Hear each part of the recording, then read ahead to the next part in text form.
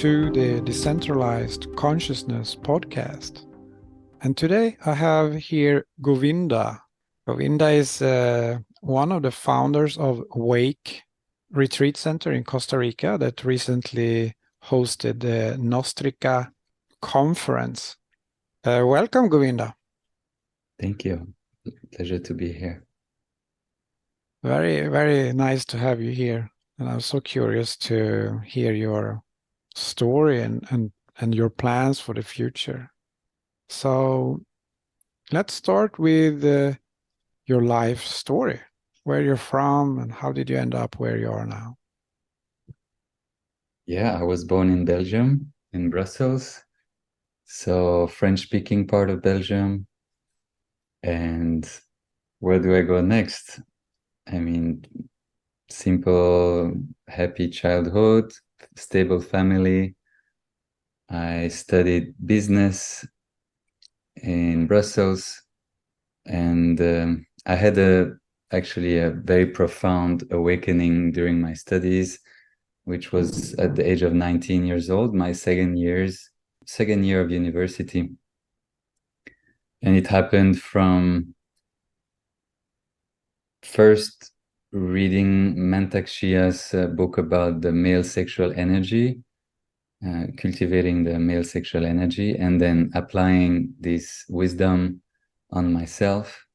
So basically letting go of the urge to release the sexual charge within myself, and instead to use that charge to explore my inner world and open up energy channels in my body and bring up light on all the resistances and tensions that were accumulated in my mind, body, and soul, because the charge wants to move, and if it's not being dissipated through sexuality, sexual release, it has to move, it has to flow in other ways, right? You can't repress such a powerful force. You can only redirect it and transmute it.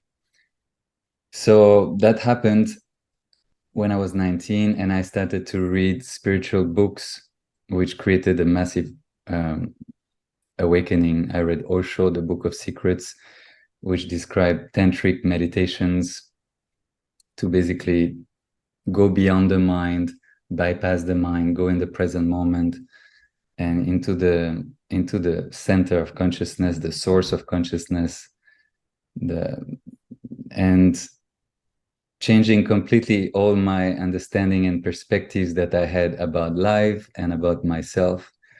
So it changed my life completely, and everything changed. My relationships to everything, to people, to even my studies. I considered stopping and doing something else. In the end, I continued my studies. I thought, why do I need to change anything? Let's just finish what I started, and we'll see how it serves or not. But I was not interested in human relationships anymore. I was just interested in divine exploration within myself and meditation and just being a student. And yeah, so that was already enough for me. Just the regular human connections were not bringing me any form of satisfaction. So I realized that the source of feeling seen by others or validated and all this stuff could be found directly from within. The source of it is consciousness, and I can heal all the wounds of unworthiness, non-recognition directly. I don't need to go through the matrix of social interactions to experience fullness. I can just release all the resistances and reconnect within, from the center from which this true satisfaction and fulfillment comes from. So that's really what happened during my studies and after. And since then, so 21 years since this awakening, it's been 21 is actually a fortunate number for this conversation, but it's actually been just 21 years since this reprogramming shift of consciousness started to happen. And it's been happening, keep evolving, keep growing, keep expanding, refining in different ways since then, right? And I was seeing that humanity was on an unsustainable path. Because I studied business and economics and finance, I was seeing that the fiat system was a complete scam, that the government were not trustworthy or sincere, that it was completely distorted for specific interests. I was understanding that already in 2005. I understood that. And I became a gold bug at that time. I started to save in gold, and I was thinking, how can we put together a system for fairness, to build a civilization that's not controlled by psychopaths, basically.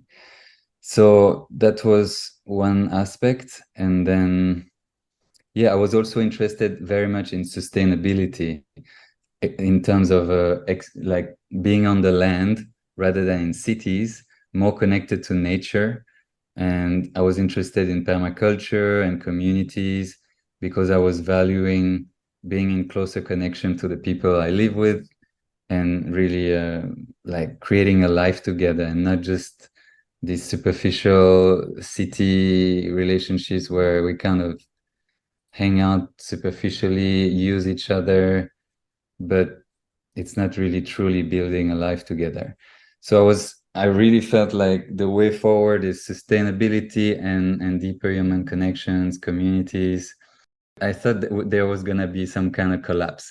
In 2005, during my studies, at the end, I thought, wow, this humanity is going to crash. There will be a collapse. I was a bit apocalyptic at that time. I had this moment.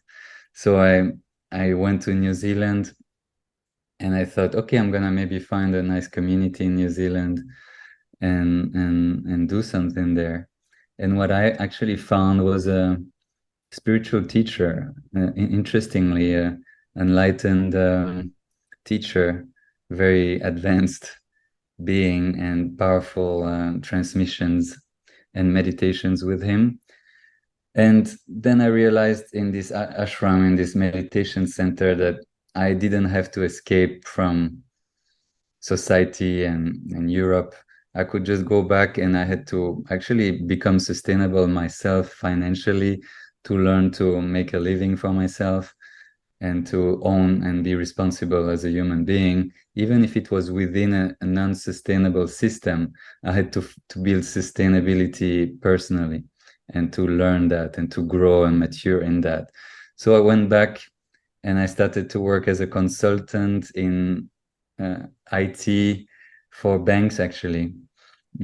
I worked in Luxembourg and Geneva, and for maybe 3, 5 years, 4 years, 5 years, I worked for some banks with their IT systems, between the business and the IT analyst.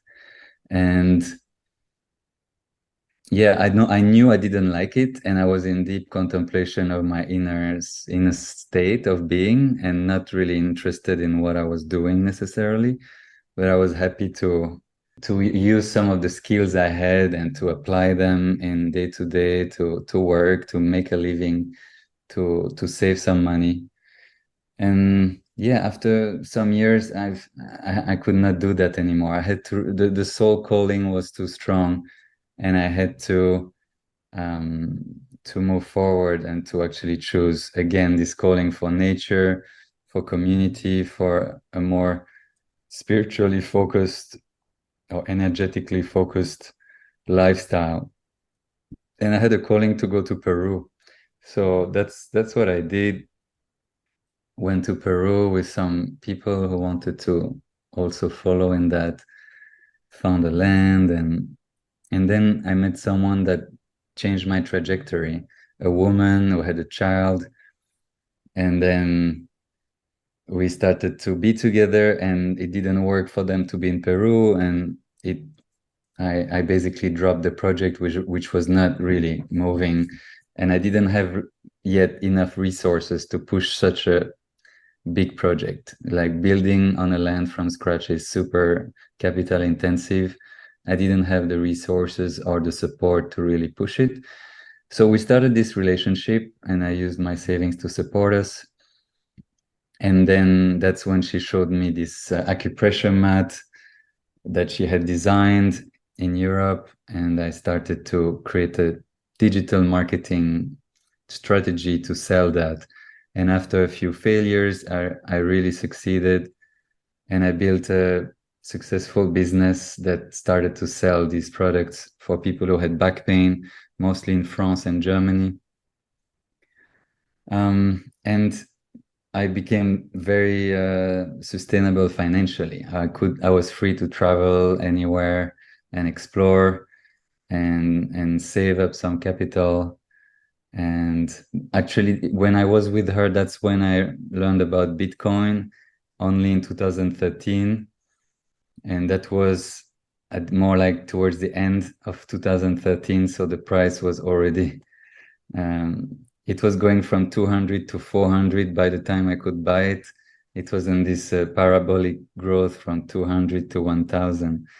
And so I experienced my first bull market at that time.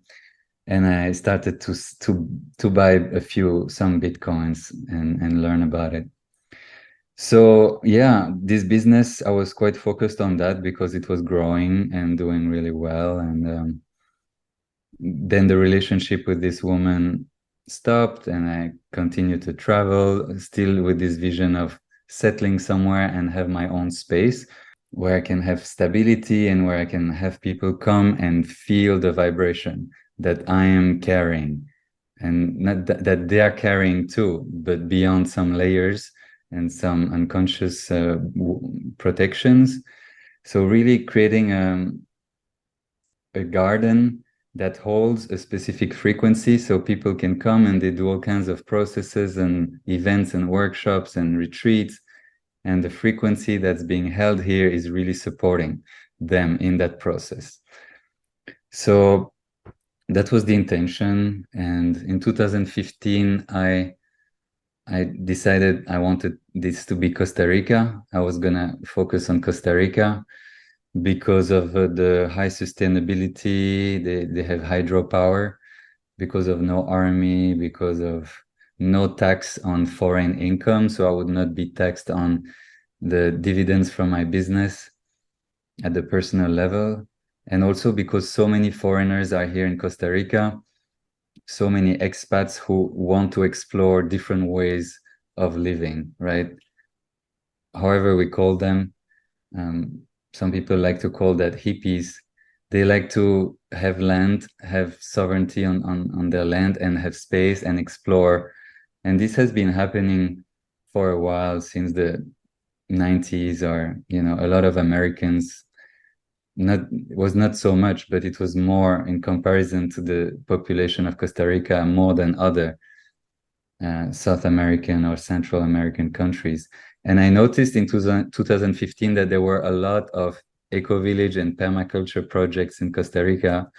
So that was adding an argument for me to strongly consider this country to move to and to build my base, my platform at, right? So I moved here 2015. I had all kinds of experience, still doubting about Costa Rica, still exploring other places. And it's only in 2019 that I really focused on Costa Rica and received the message and the guidance that I had to stay there and to focus my energy there. And then I bought a land. A land showed up here in Uvita. And I started the project, right? I started. And then, yeah, it's quite amazing that 1 year and a half later, I realized that someone who is very deeply into Bitcoin and an amazing developer and was here too, right? Which is Lee from Bitcoin Jungle. And I would say the main founder and the developer of the app, the wallet for Costa Rica called Bitcoin Jungle. And we've been trying to create this whole ecosystem here based in Uvita. So I feel like it's a beautiful alignment that I was attracted and called to settle in Uvita. And then there was this beautiful synchronicity of different people who are Bitcoin maximalists and who are focusing on making it happen first in a small scale and then hopefully in a bigger scale. And by the way, I was not fully maximalist from the beginning, although I understood the maximalist concept. I still had hoped, and I did play with some other cryptos and speculate, and in 2017 mostly. Yeah, so I became maximalist, from experience, from being so long in the space, from seeing what's going on and understanding and seeing that decentralization it's not something you can make happen from a central place. It's something you submit to in humility and not something you claim and own. So to realize that and see that in action through the years made me a strong maximalist, let's say.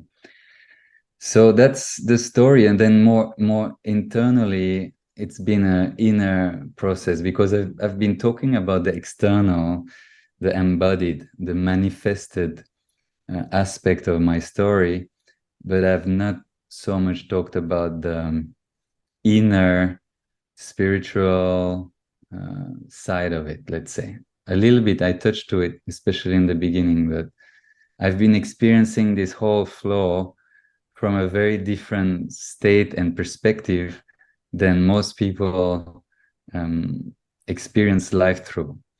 Because when I had this awakening at 19, after 2 years, so at the age of 21, again 21, um, I had this very profound settling of my focus of attention in a place that's rarely explored and touched for most people, which I like to call I am, or beingness.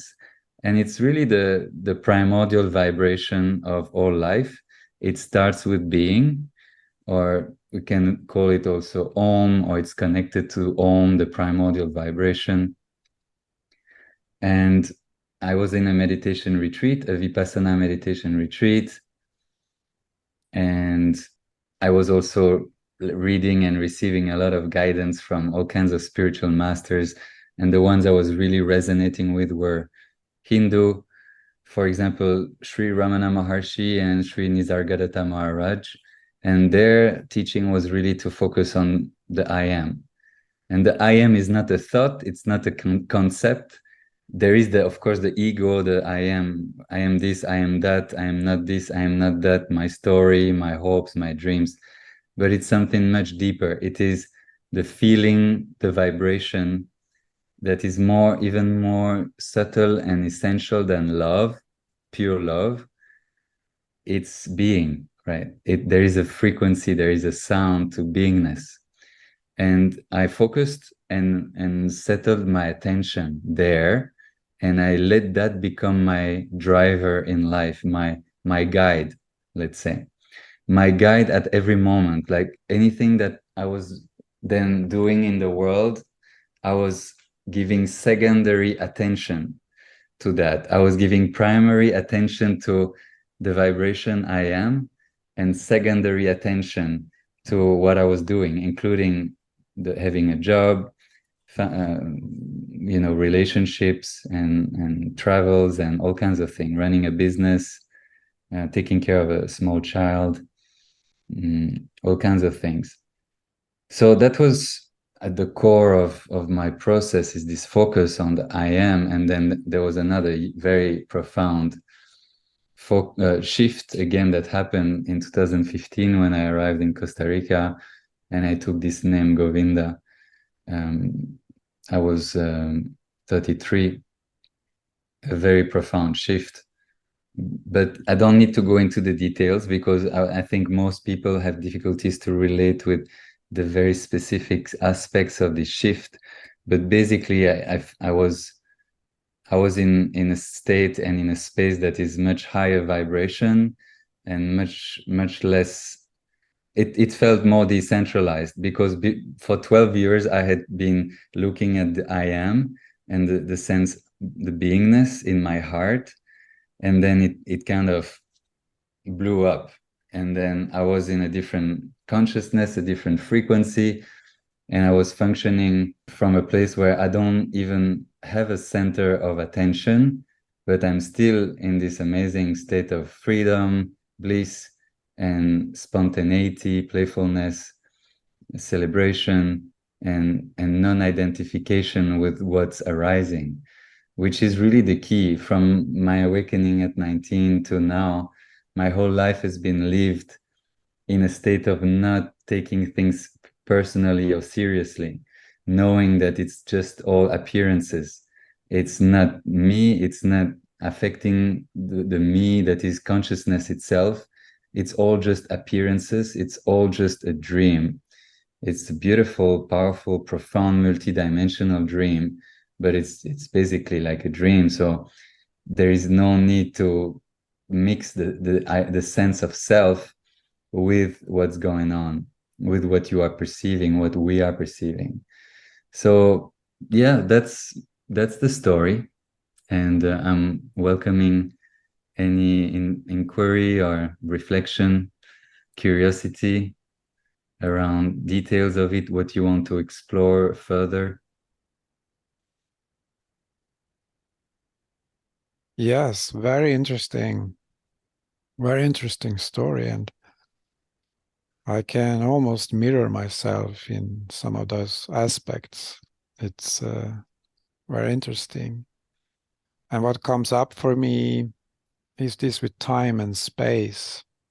Specifically, the last part you mentioned about consciousness, and this the name of this podcast is Decentralized Consciousness. So it's right on topic.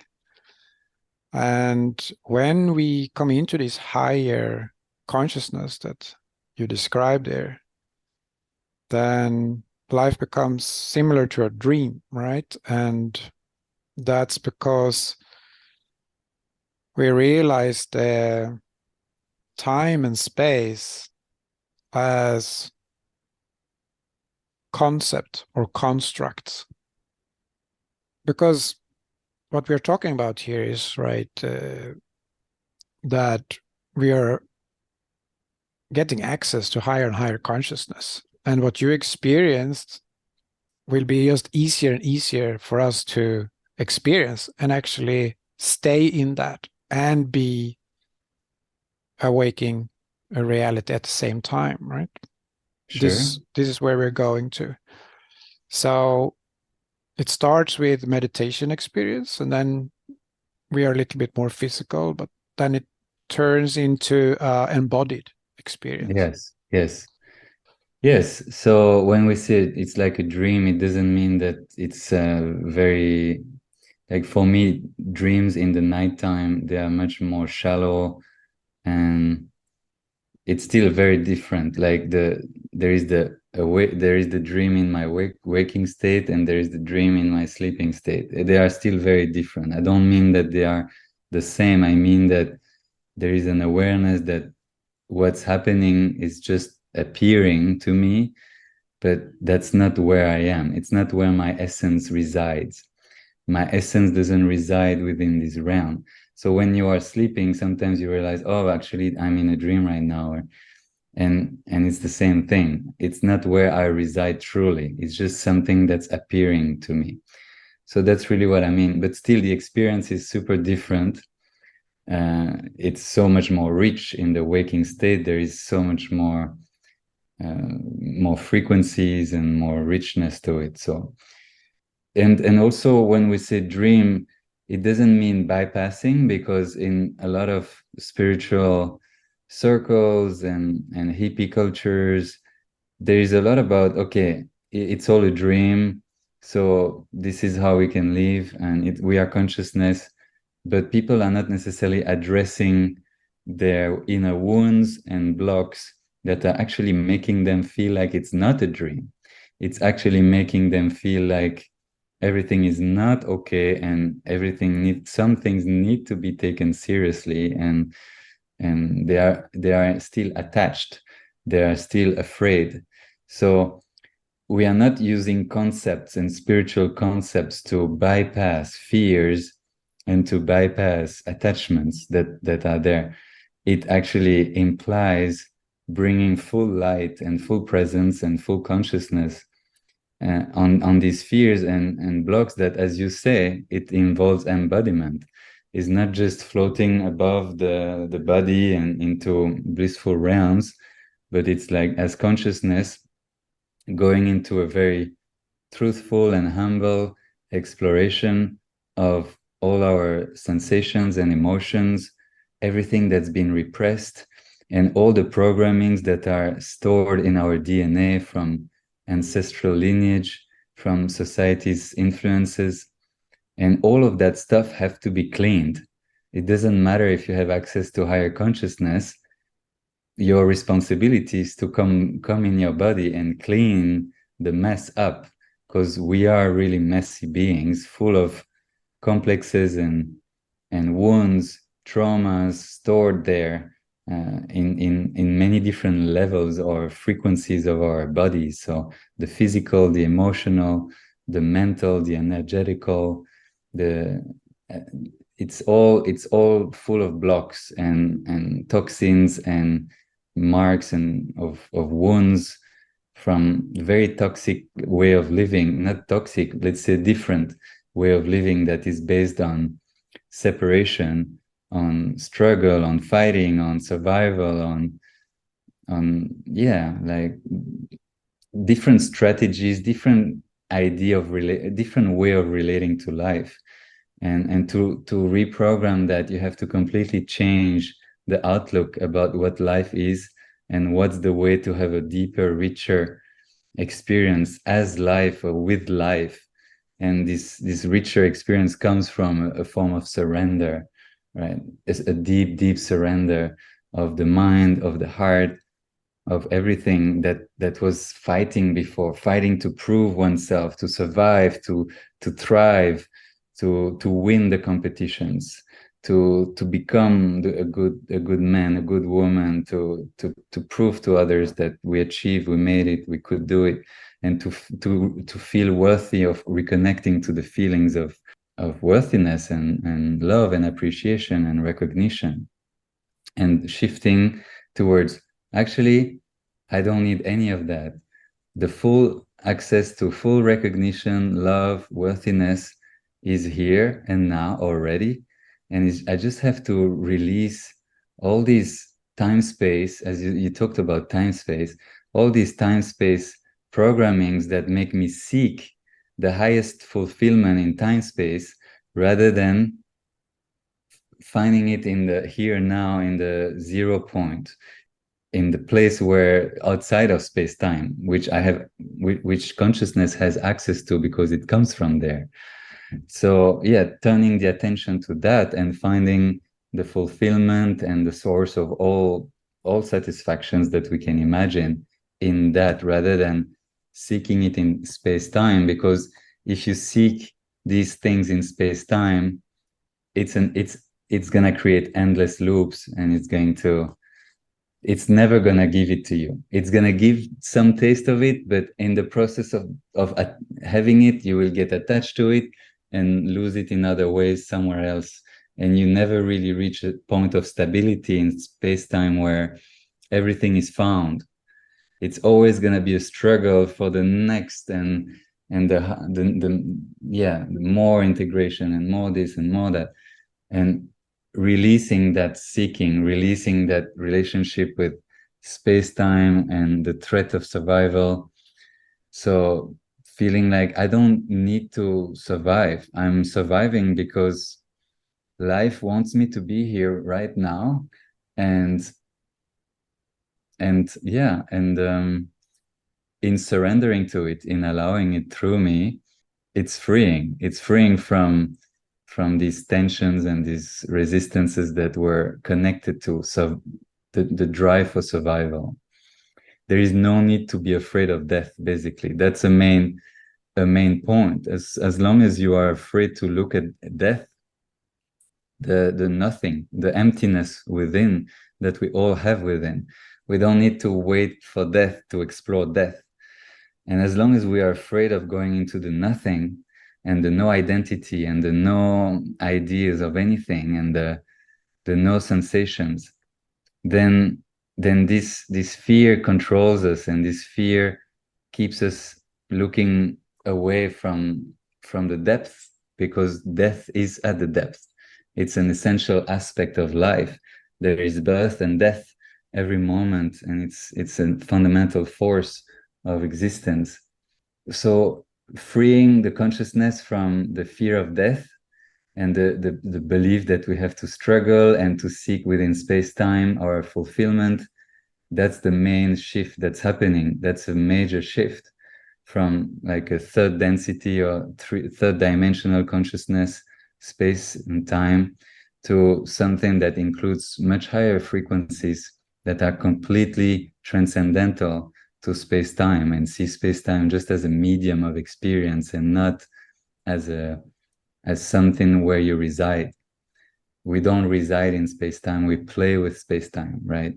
We just navigate timelines through space-time for the sake of exploration, but we are not subject, we are not hostages, and we don't need space-time for our fulfillment. It's there already. It's beyond space-time, and we can fully reclaim it in the here and now and remain fully with it and eternally. It's a massive shift, and it requires a lot of work at different levels to reprogram, to heal all the patterns, the loops in the physical, as I said, the physical, emotional, mental, energetical. And we can use so many things, meditation being amazing. Obviously, meditation is the most direct and pure and clean way to do it. But for many people, meditation is very hard. It's very hard because the mind is very strong, and the blocks in the body are so strong that the energy is not flowing. So it's not pleasant to just sit and be with your sensations, because you've been repressing sensations for lifetimes, and your consciousness is just used to repression and not to fully allowing sensations to blossom and to expand.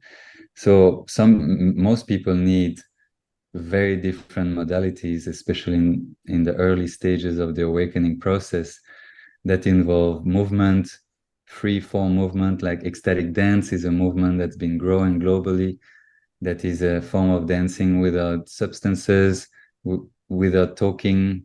So it's more like focused on the inner experience, and this beautiful ceremony. And we hold that weekly at Awake every Sunday. And also plant medicine has been helping a lot of people to break through mind loops and mind patterns, whether it's mushrooms or ayahuasca or other substances that are even more powerful and more potent when you're ready, can be a great help. Not something to do all the time because it drains the life force, but occasionally for some breakthroughs. And sound is amazing, right? Different kinds of sounds, prayers, mantra singing, oming, sound circles, singing. It's always going to be healing, because you work on your whole body through sound. Actually, all our bodies are a form of sound. Even our physical is made of vibrations. And as you work with sound, you work with your whole being. And I think learning to speak, learning to become a channel for sound, whether it's in an artist way or as you are doing, guided meditation, you use your voice. It's people hear sound and they surrender to the guidance, to your voice. It's meditation, but it's also involves sound. I do also purely silent meditation. And authentic relating we do here, and awake relating. It's a lot to dive into, to explain in details what these modalities are. But basically, it's all about becoming more authentic, innocent, just straight to the point. No bullshit, no masks, no pretending. no trying to be perceived in a certain way, to be validated and accepted, but just to be as we are, take it or leave it. And then also awake relating, to actually use relationship as a catalyst for the awakening process, which is a whole topic that I'm sharing.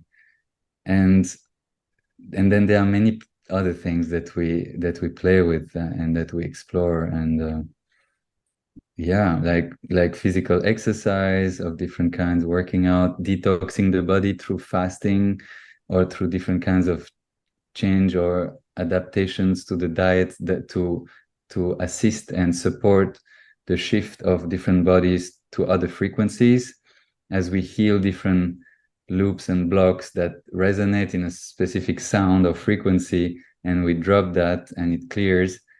Then our whole being shifts, and we have to re-explore what's the right diet that supports us and that can change. So also, yeah, doing all kinds of detoxification of the organs, because this society is so toxic, full of chemicals, full of poisons in food, in the air, in anything we touch, almost in the industrial age. So helping, supporting the organs to release toxins, because they block the flow of prana, they block the flow of life force, of blood, of nervous influx in the nerves. It creates inflammation, all these toxins. So there is a lot of work to allow this process to happen at all the levels, to allow the energy to flow, to open our highest centers so that consciousness has access to our bodies, to actually explore itself in higher frequencies, but then also bringing all our centers of consciousness in connection to each other and not denying the lower centers for exploration of the superior centers. For example, in a lot of spiritual traditions, there is some repression of sexuality, because the thing is, sexuality can be a huge drain of energy, right? When it's, especially for men, when you have regular orgasmic discharge of the life force, including semen, there is a lot of energy that is dissipated in this way. And spiritual traditions, in almost all cases, they suggest celibacy.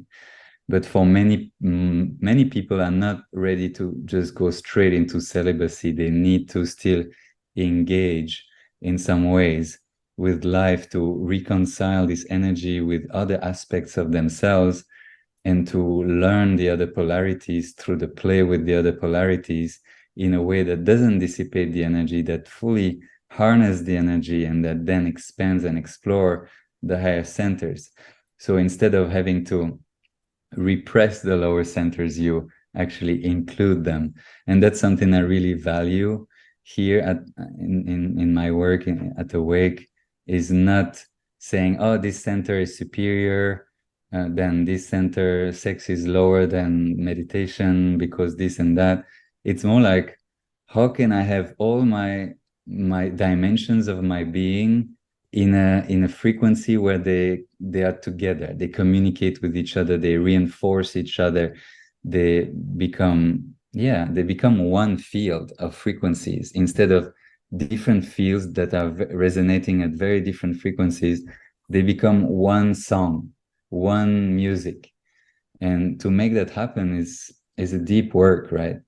Is not just opening some chakras and connecting. It's actually constantly refining the flow between the centers and seeing how is my energy behaving, how am I dissipating my force, my energy, and in service of what center am I dissipating my energy? Am I dissipating my energy in service of my sex center, in my power center, my heart center, my expression center, my third eye center? Where is my energy being spent?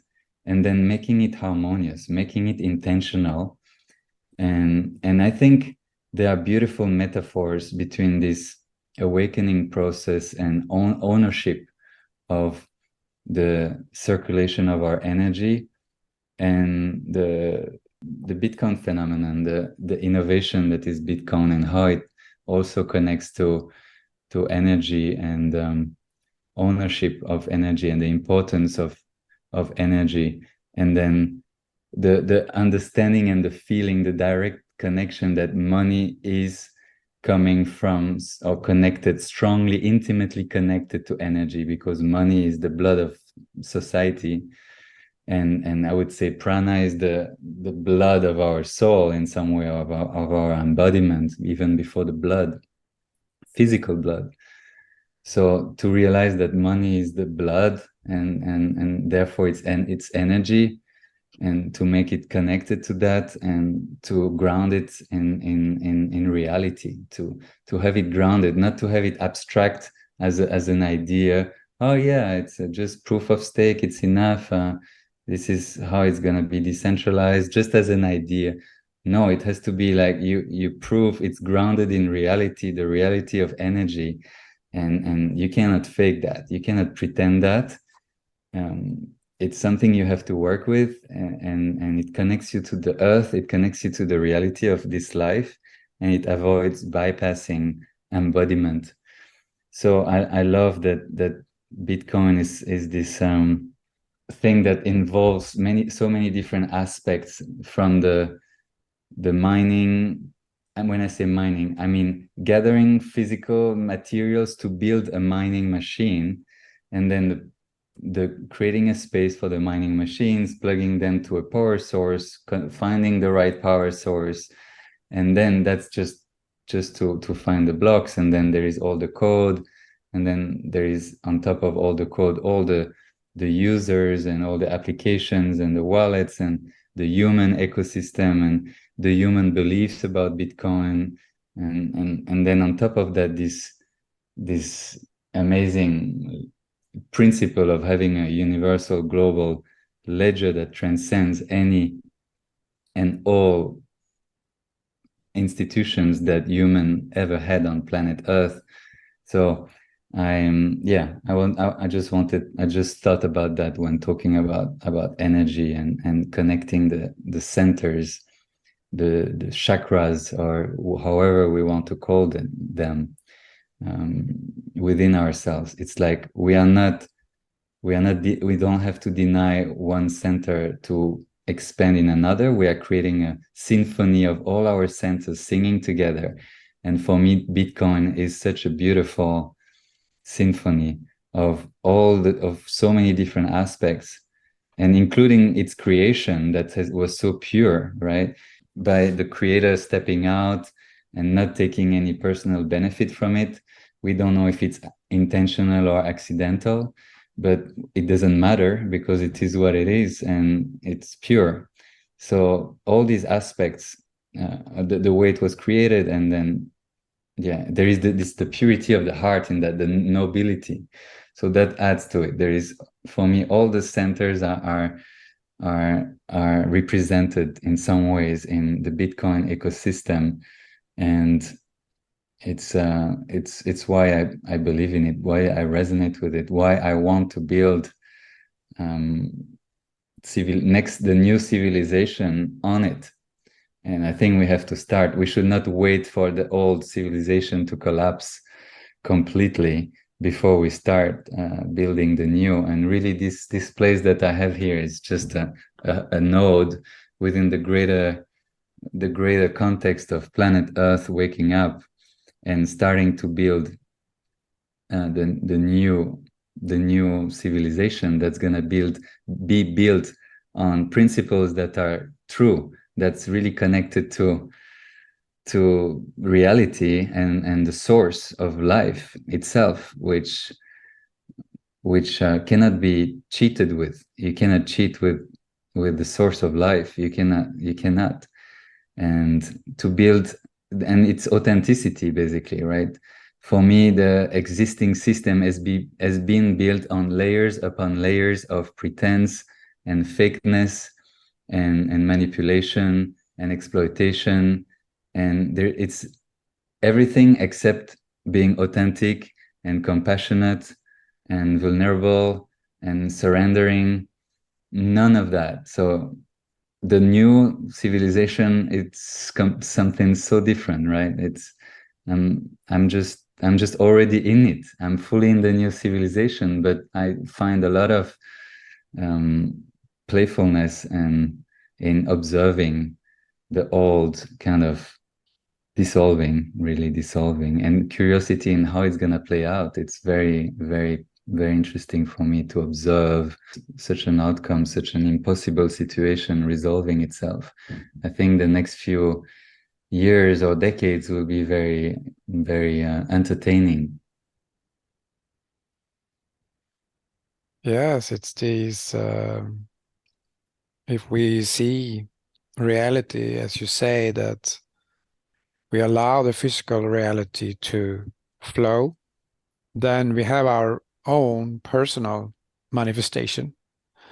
And then we have the community and we have the global humanity. And so, in the outside time and space, these are created, by the nodes, by the souls. And I think sometimes it's happening that some people mix up this with their own creation and then the global creation. So it's like many Bitcoiners see the global creation, manifestation, and then they feel, oh, I should do something about that. Yes, true. So they're working in the global manifestation rather than working on their own personal. Yeah, yeah. Generate the new from this, from your own center, from within. It's instead of taking in from outside and then thinking, oh, I have to change that and adapt it to Bitcoin. Yeah, I think Bitcoiners have to. I mean, it's not that they have to, but it would definitely help some people who might be ready for it to understand Bitcoin as some kind of metaphor rather than an absolute truth. Because Bitcoin ultimately is still outside, it's still in some ways at least, it's still in the external realm, and it's not part of our biological and hardware. It's not part of our hardware. It's still an external hardware that's running it. And I think it would be nice if people realize that it's a form of metaphor for our true hardware, the ones that truly empowers us, frees us, liberates us, that makes us sovereign. And so it's not actually, Bitcoin makes us free, sovereign, and empowered externally by saving our money, by having a fair system, disempowering the psychopaths that try to control people and exploit them. But Bitcoin reflects something that is within them, and that they have to actually do the work. The proof of work will be the proof of going in and finding the true source of energy within, and and then running being transparent and truthful, and not distorting reality to accommodate some of your shadows and some of your fears, and lying to yourself and lying to others, being untruthful. And they understand that it's a tool for us to become an embodiment of these principles, like full transparency, truthfulness, and being grounded in a very abundant supply of energy, and then from there we become nodes for something totally new, as you say, instead of having to react and to try to change the old that's dissolving, that cannot be changed. Like, the existing system is not gonna be like fixed and with some paste and tape. That's not going to happen. It's going to have to fully collapse and die, and there will be a very deep process, like a very deep shock to the collective system, to digest that collapse. And then we have to say, okay, let's build something new, and what are the values of the new? So if Bitcoiners could already do that, they would start to become a much more powerful force. Right now, they still rely too much on Bitcoin itself to prove itself, rather than becoming themselves an embodiment and a manifestation of the principles that Bitcoin also represent. So if they could just be part of the new, and I think in some ways they are. So I'm not saying they are not at all. I'm saying to some extent their consciousness is still very much external focused. And it's to reply to the point you brought about their external focus. But I think if people would own that they still have some work to do, some proof of work to accomplish, to fully generate the new, instead of waiting for the old to come to collapse, or trying for Bitcoin to crush everything else, but to be themselves, this change, right? Be the change you want to see. That would be awesome. It would greatly accelerate Bitcoin, because Bitcoin would start to be charged with the aura of all these people, which is already the case. Bitcoiners are amazing people. They have great values. They are in many ways an example, but there are also a lot of Bitcoiners who are not yet that, right? Who are still in it for the money, in it for the fiat gains, in it because they just follow some things, but they are not yet being the example, and not just an example, but generating this new reality that is totally free from the clone world and the fiat world. So yeah, that's a great point, and hopefully we can, and I'm sure you are inspiring Bitcoiners to look within and to own their role as a node. And I think the concepts that you are using are very useful and inspiring for people who are more tech-minded, and to help them realize that meditation is not just for some mystics in a monastery or for some yogis in India or whatever.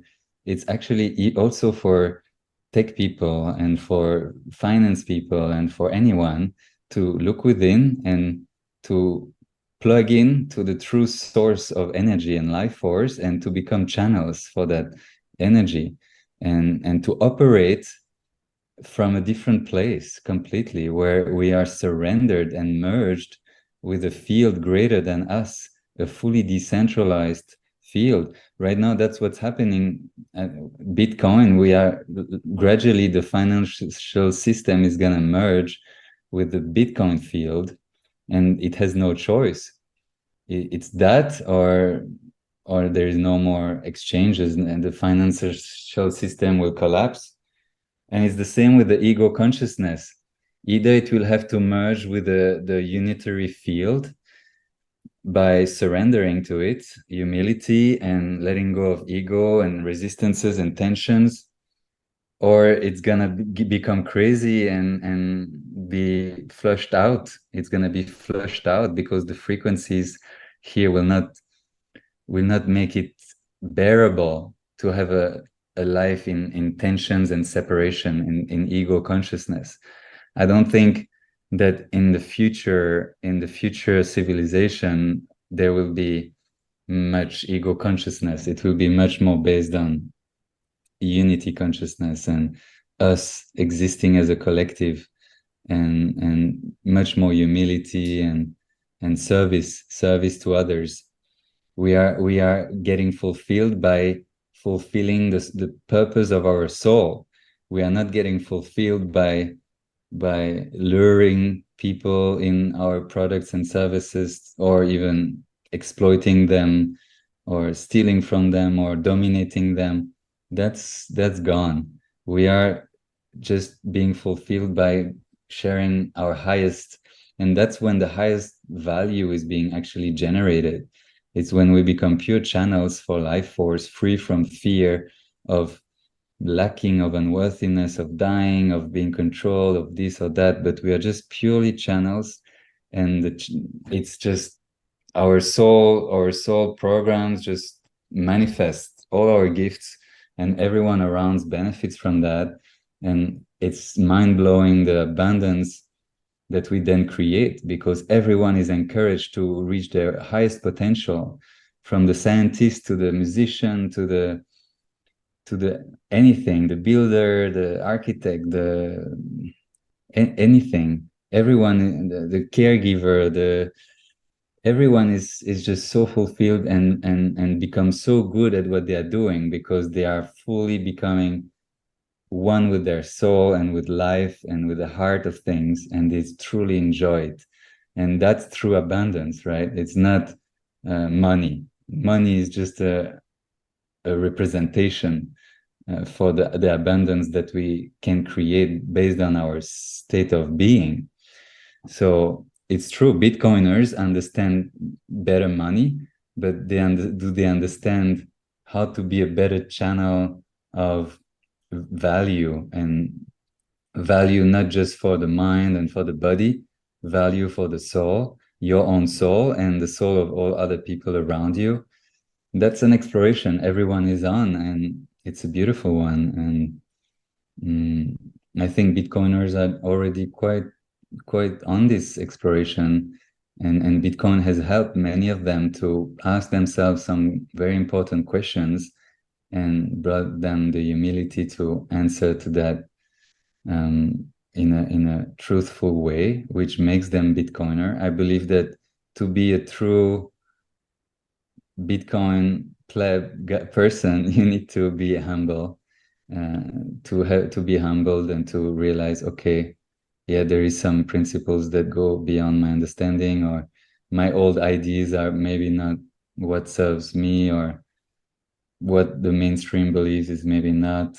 I don't know everything, but there is a force greater than me that I benefit from surrendering to a force greater than what I can even if I cannot comprehend how great it is.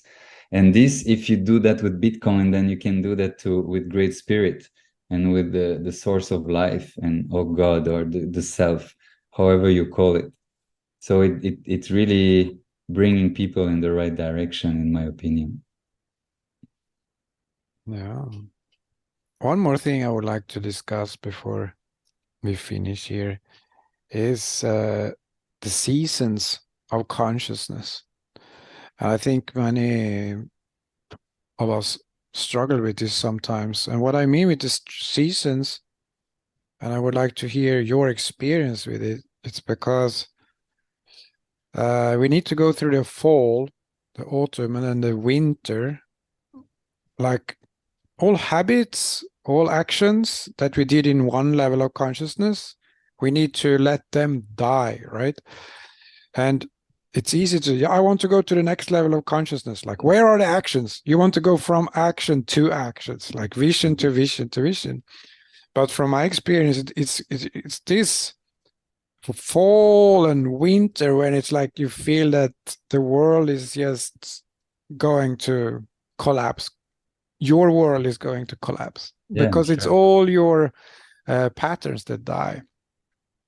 Yes, could you speak a little bit about that?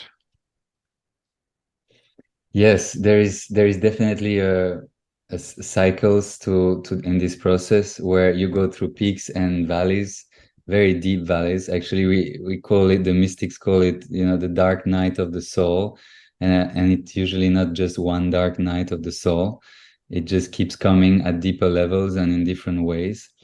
And in this process, it's not just bright and happy, and you have bright moments and beautiful, well, like uplifting times, and then there is more stable times, and then you have to go into very dark times where your mind will have more dark thoughts about yourself, about everything, heavier feelings, and you doubt everything. That's and it can be very painful. It can be like, it can be close to depression. It can be actually, you can be diagnosed with depression, even though you are in an intense spiritual awakening process. You could be diagnosed with depression because for some time you need to be in bed You don't want to do anything. You don't care about your family, friends, or anything. You're just in such a empty, unknown, and no care and no heart, no nothing. And it can be extremely destabilizing for the mind, especially, and for relatives who witness that. But in my experience, it's a necessary process to have these times where we let go, and our minds goes into completely changing its perspectives, and we doubt, and it's all okay. It's about, again, not taking it seriously, knowing that these too shall pass. It's just a phase. And this process is a bit like a spiral. And in each round of the spiral, you go through a bit of the same pattern, but each time differently, and each time in different frequencies, different vibrations, more integrated, more trusting in the process. After each round, you start to understand, oh yeah, that's what's going on. Yeah, now I know. And then you don't make a story out of it. You don't panic it, and you don't think that you are regressing when you get depressed. You just your depressed states and depressed emotions have to come into consciousness. They have to be blessed. They have to be embraced. They have to be integrated with your awareness of the present moment. Everything has to come into the present moment consciousness. It's not like we have to repress bad feelings and go for good feelings. Actually, what we have to do is reconciling all feelings in one field, and first finding in ourselves the centers that help us to reconcile all these feelings in one field, and then seeing that actually depression is beautiful, sadness is beautiful, fear, anger, beautiful things to explore, to dive into, to feel deeply in our belly, in our chest, in everywhere in our body, in our throat, and feel the constriction, feeling the pain, and that's how it's going to then move and open the door for the next round, basically. And every time it's higher frequencies, more bliss, and more trust in the process, higher flows of energy. So definitely in the first rounds, it's important to remind people that that's part of the process, that nothing to react to, not trying to attach to the bright and beautiful and the I'm getting what I want. And no, embracing also the other side of it, where everything is collapsing, and you don't know anything, and you're depressed, and you're not interested in anything anymore. That's okay. Just give yourself the space. Give the space for something new to be born. Look at nature, right? The in nature is born from darkness, from the earth, from nothing, from everything came from just water, or just in the earth, or there are these cycles where it's not coming from anywhere. It's coming from just an element space, and when you put just all the elements together, life flourishes again and again and again and again, and it happens within us. So the deeper we clear, we go into, we embrace this clearing and this depression or this darkness within, the deeper the roots for the next flowerings, actually. And if we resist to this depression, and we already want to be in the next, as you say, the next active thing, the next achievement, the next bright space, then we didn't build the deep roots within us to actually sustain this better creation that we want to bring. But because we are so focused on the external and the creation and the achieving and the activity, we don't see that the tree needs deep roots in the darkness. And that's where it's actually sustaining its strength from, and all the nutrients for all the flowers and the fruits. Without deep roots, there will be very little fruits. Without deep roots, there will be very few fruits. And even if you glorify the little fruits, even if they seem amazing to some other people, they are still far from the potential of what they could be if you actually fully allowed going into your darkness, your shadows, your pain, your depression, and give real true space for that. Even if you have to admit to others, yeah, I'm not doing anything. Yeah, it's been 2 months. I'm just staying home, laying down in bed, playing chess, reading books, and I have no care for anything. And it feels good to give myself this space. Nobody wants to say that to others because there is this judgment of that being such a failure, such a loser would do that, right? But actually, at the spiritual level, it could be that you are the wise guy. You are the one really doing the work. You are actually the one doing the valuable work for yourself and for others, because the future fruits that you will bring to the world will come from much deeper places within yourself. And yeah, of course, I'm talking about the person who does it really, where he's really exploring. I'm not saying just lay in bed, do nothing, and wait for the fruits.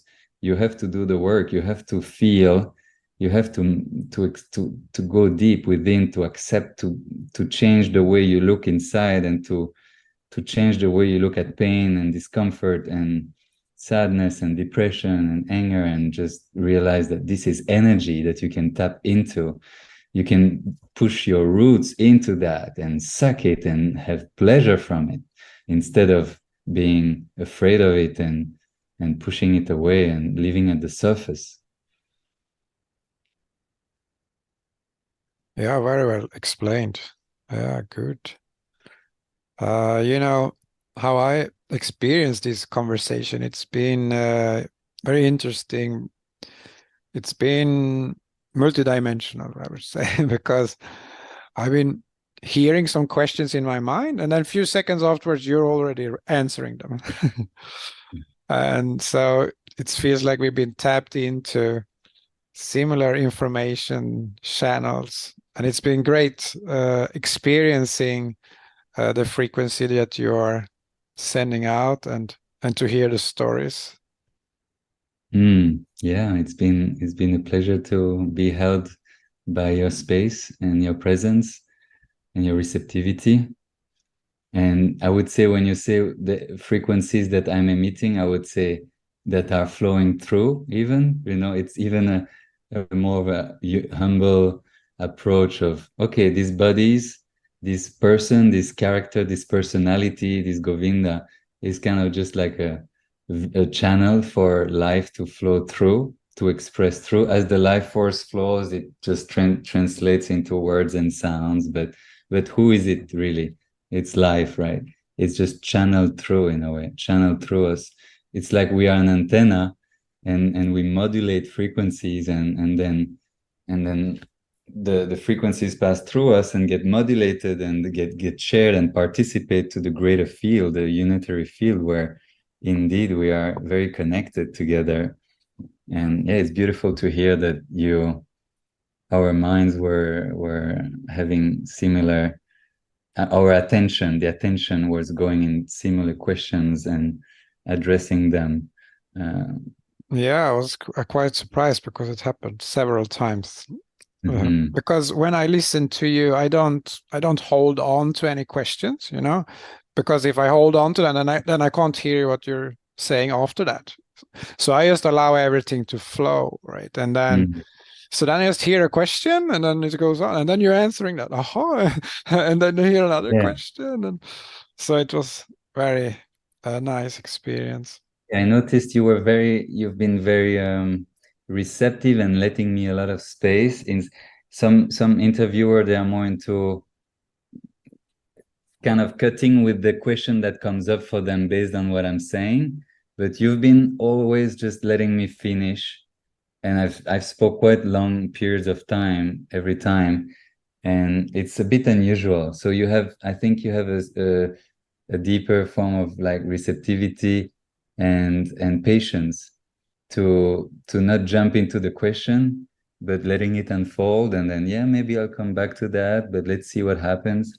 And that's quite unusual for a podcast interviewer. Thank you for Yeah, that. yeah, yeah. I thought it was very interesting to hear, so I didn't want to interrupt anything. Oh, Awesome. Good all to right. hear. I hope to be able to visit your retreat center in Costa Rica in the future. It sounds amazing. Yes, and Uvita is great for Bitcoiners. So many places you can spend BitSats at and meet Bitcoiners, and it's fun. And yeah, with pleasure, with pleasure.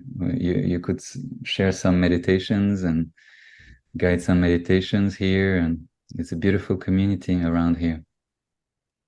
Yeah, yeah. Mhm. Looking forward to that. Awesome.